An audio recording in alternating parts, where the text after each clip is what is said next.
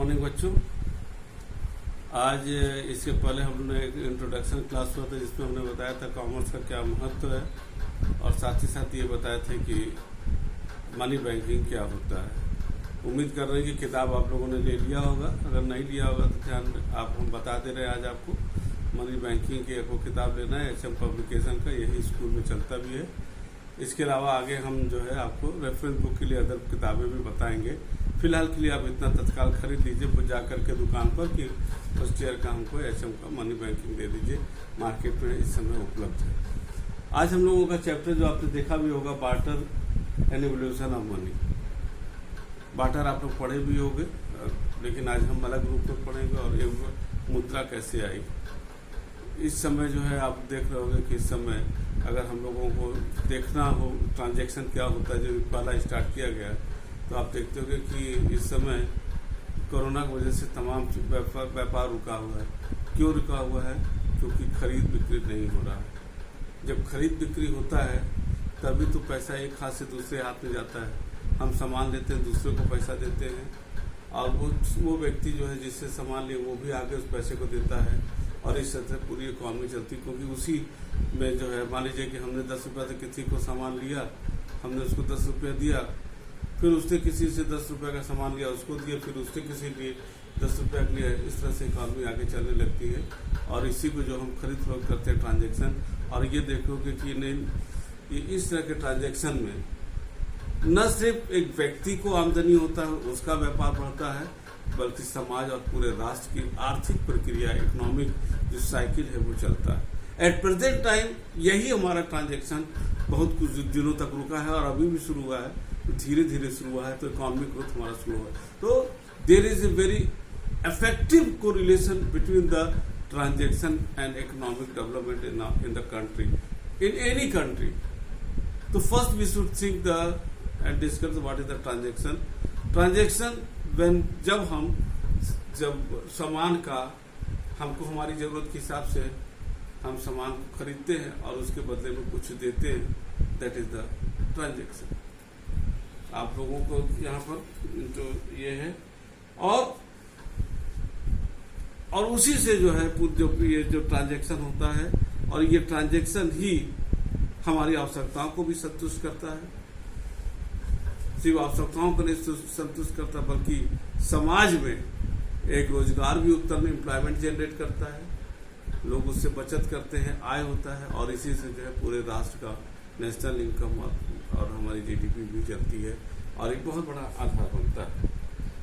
ठीक है ना। यहाँ पर जैसे इसमें दिया है meaning and definition of exchange में जो दिया है सिल्वरमैन का एक डिफिनेशन, एक्सचेंज इज वॉलंटरी मतलब स्वतः होना, लीगल कानूनी रूप से, एंड सोशल और तुम्हारा mutual transfer of goods and services between the two parties. इसका सीधा सा मतलब है एक्सचेंज ऑफ किस चीज का है? एक्सचेंज इज वॉलंटरी माने स्वतः होना चाहिए, विदाउट एनी फोर्स, लीगल कानूनी रूप से का मतलब होता है कि आप ड्रग ला रहे हो, आप तस्करी कर रहे हो, आप इलीगल काम कर रहे हो, that will not we may not call them the transaction because it is the illegal transaction.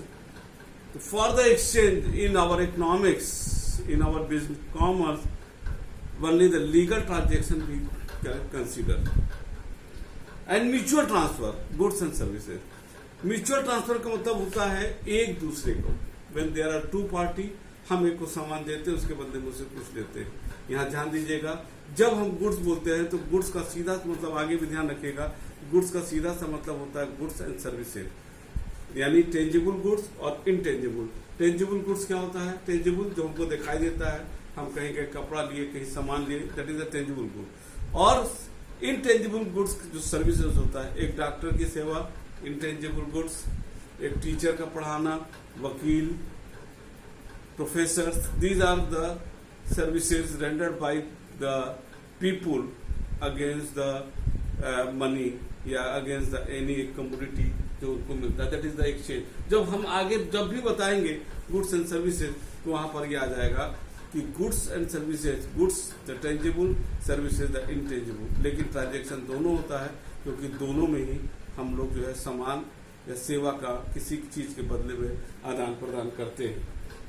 नीचे इस तरह से डिफिनेशन और पढ़ लीजिएगा, सारे डिफिनेशन इसी कॉन्सेप्ट के इर्द गिर्द चलते हैं। जो कुछ बचा यहाँ आ जाएगा, characteristic and condition of exchange. Characteristic का जो मतलब होता है कि कैसे हम किसी चीज को पहचाने, उसको हम लोग कैरेक्टरिस्टिक बोलते हैं, विशेषता।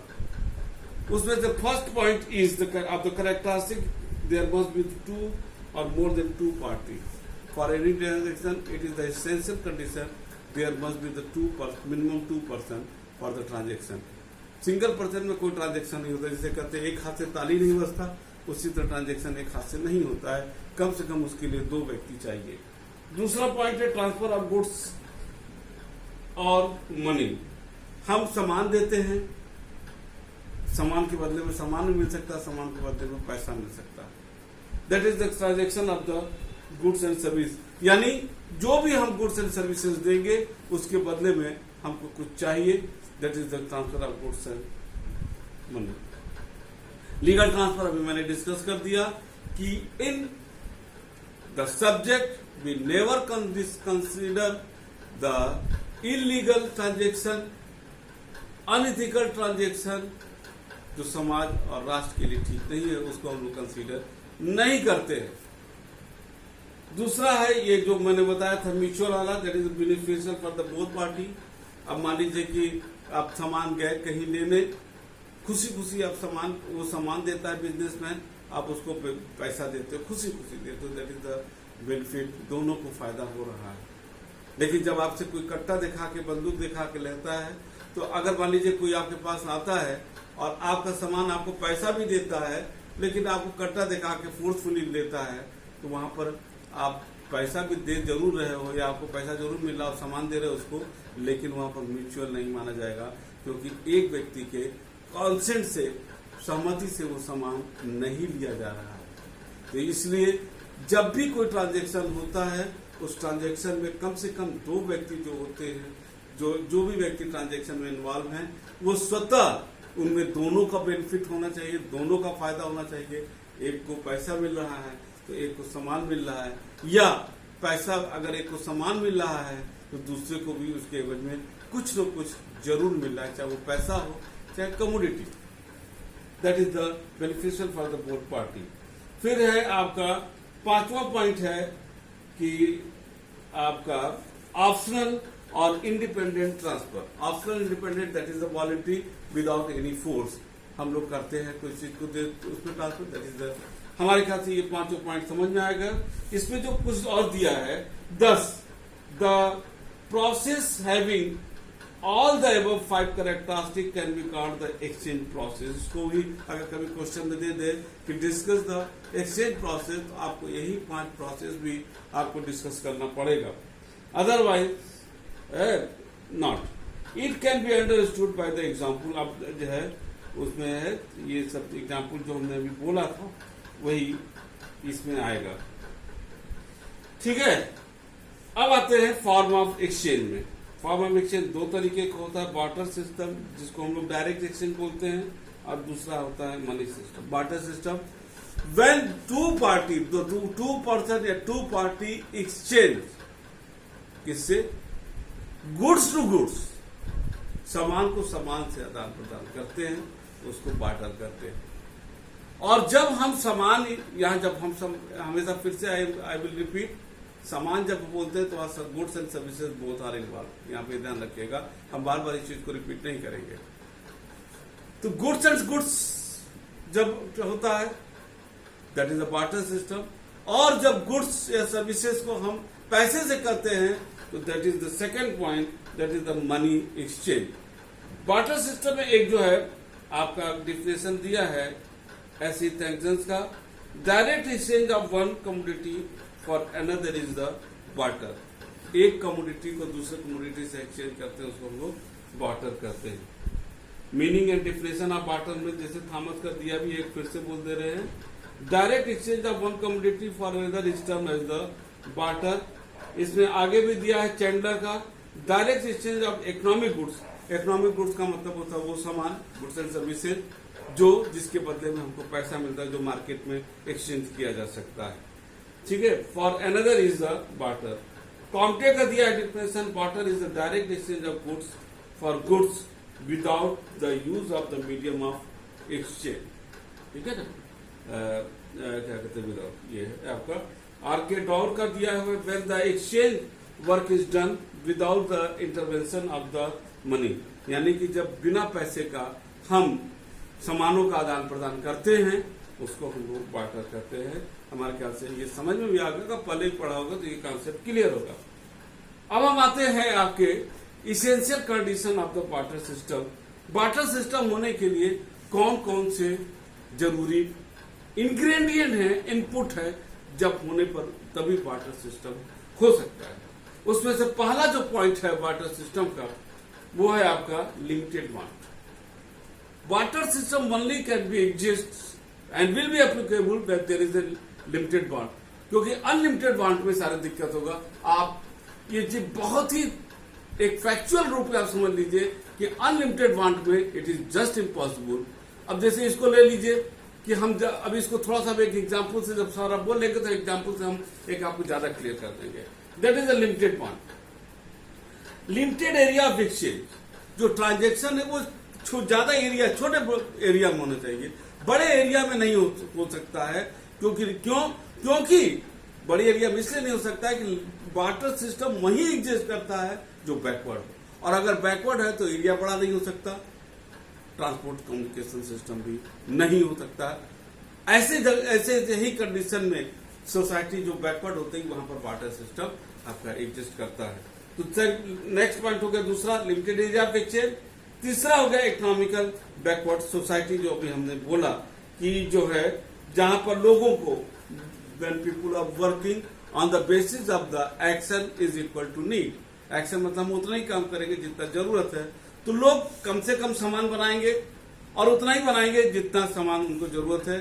थोड़ा बहुत बचेगा तो दूसरे को वो देंगे, अदरवाइज नहीं देंगे। तो ये एक टिपिकल बैकवर्ड सोसाइटी के लिए ये चीजें एग्जिस्ट करती है जहां के लोग काफी बैकवर्ड हों। अगर थोड़ा सा भी अगर एडवांस होने लगता है वहां पर ये सिस्टम एग्जिस्ट नहीं करेगा। चौथा है need for the double coincidence of want. ये this is the most important characteristic and essential part of being the for being the barter system, कि दोनों पक्ष में के पास वो सामान होना चाहिए। हमको गेहूं की जरूरत है, हमारे पास चावल ज्यादा है, ठीक है, आपको चावल की जरूरत है और आपके पास गेहूं ज्यादा है, तभी हो पाएगा। अब एक चीज समझ लो कि जैसे हम जाएं, हम कहें कि भाई अब ठेला वाले से हम भिंडी खरीदने गए और अब कैसे होगा, हाँ भैया तुमको कॉमर्स पढ़ना, हाँ पढ़ना है, 1 किलो भिंडी तोल दो, आगे कल क्लास ले लेगा। जब यही होगा एक पेपर ले लीजिए, क्या ये संभव है? लेकिन उस समय इसी आधार पर चीजें होता था कि दोनों का आवश्यकता मिलनी चाहिए, तभी वो बिजनेस हो पाएगा, नहीं तो नहीं हो सकता है। ये एसेंशियल अगर कैरेक्टरिस्टिक है, यही जाकर के आपको डीमेरिट के रूप में ये आपको कंडीशन मिलेगा, ठीक है। नेक्स्ट हो गया need for the double coincidence of want. पांचवा है lack of means of the transportation.